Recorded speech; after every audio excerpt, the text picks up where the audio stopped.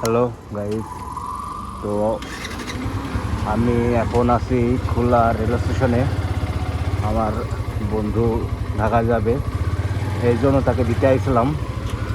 তো আজ প্রচুর পরিমাণে কুয়াশা পড়ছে খুলনাতে, এত পরিমাণে কুয়াশা পড়ছে যে সামনে আসলে কী আছে আমি কিছু দেখতে পাচ্ছি না।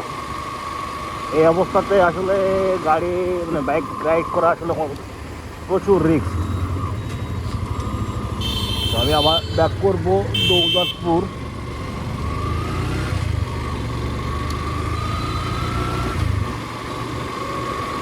দেখছেন কি পরিমাণে কুয়াশা পড়ছে। কিন্তু গাইস, এই কুয়াশা ভরা রাস্তাতে বাইক চালানোর কিন্তু অন্যরকম একটা অনুভূতি আছে। যারা কুয়াশায় বাইক রাইড করছে তারাই বলতে পারবে যে মজাটা আসলে কি।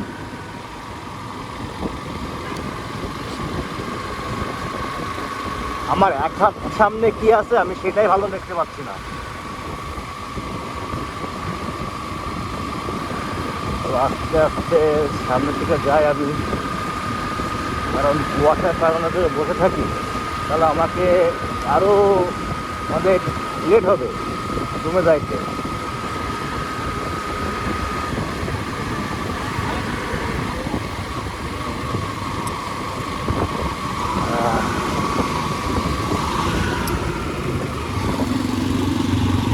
এটা হলো শিববাড়ির মোড়।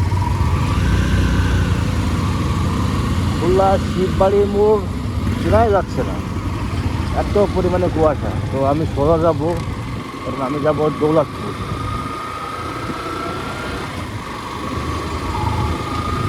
তো আস্তে আস্তে বের হয়ে যাই।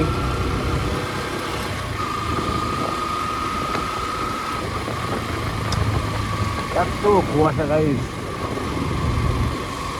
আমি এখন ঠিকঠাক আমি রোড চিনে যাইতে পারবো কিনা এটাই এখন ভাবার বিষয়। তো খুলনা নিউ মার্কেট চেনা যাচ্ছে না, কুয়াশায় সব কিছু ঢেকে আছে।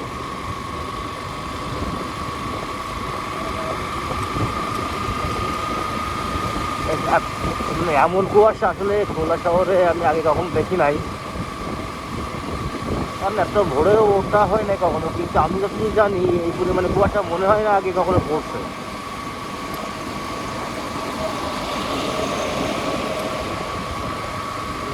আস্তে আস্তে চলেন, আমরা যাই। কোনো তাড়াহুড়ো করার নাই আমার। আমার ফোনের স্পেসও খুব কম আছে, আমি সম্পূর্ণ ভিডিও করতে পারবো কিনা জানি না। আমি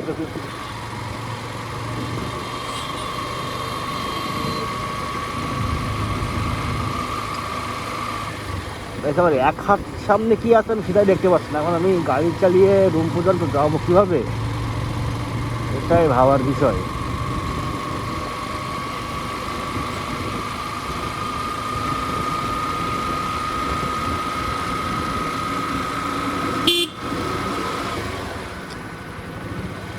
এমন কুয়াশায় গাইস কেন দুর্ঘটনা হবে না বলেন? আমার সামনে কি আছে কিছু যদি নাই দেখতে পাই তাহলে আমি গাড়ি চালাবো কীভাবে?